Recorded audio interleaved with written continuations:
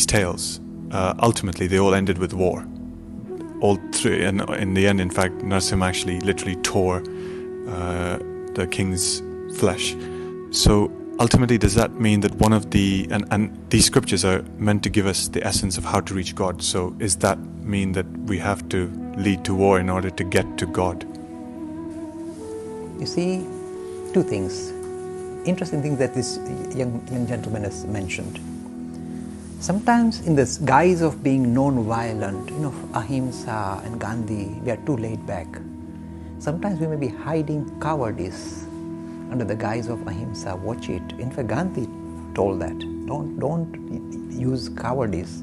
Don't hide cowardice in the guise of Ahimsa. Ahimsa needs tremendous courage. To stand up for ideals, high principles, and take it to its conclusion requires tremendous courage. So Ahimsa is not a minor idea.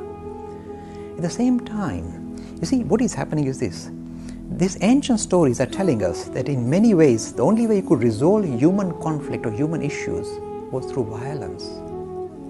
See the story of Ram and Ravana, the story of Kansa and Krishna, the story of Narsi and Hiranyakashipu. So all these stories, in a way, they are reflecting. If you look at the story of the 10 avatars, in a way they are showing the evolution of humanity. The first avatar is the fish, the second one tortoise, and so on. So you can see evolutionary process. That's why we are not difficult evolution. We are reflecting that through the stories. But here, the conflict was always seemed to end up in, if you like, violent resolution. But now we see we come with, say, Buddha, the 9th avatar. As human beings evolve, the way they resolve human issues also evolves. So with Buddha, we see the first time the 9th avatar of Vishnu, the Hindus say, look at the way he lived his life. What conflict? The message of peace permeated not only India, permeated whole of Southeast Asia. Without any bloodshed. Look, imagine, no bloodshed. This one gentleman, this one great personality managed to influence the whole of Southeast Asia. The first missionary religion was not Christianity, the first was Buddhism. And look at the way Buddha promoted these high ideals without bloodshed, without force, without fraud, without fear. There's just the force of reasoning, power of reasoning lifted the whole of humanity, whole of India. This was the golden period for India, just post-Buddhism and throughout Southeast Asia. And then you see, I must touch on this because I think, pay tribute. And then Gandhi came.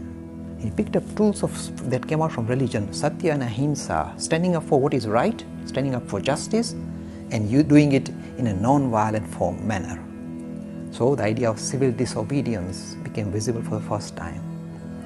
Now not only was it successful in it, but be careful, this comes in context. If Hitler was ruling India, Gandhi said fight him physically, go for it and bomb him.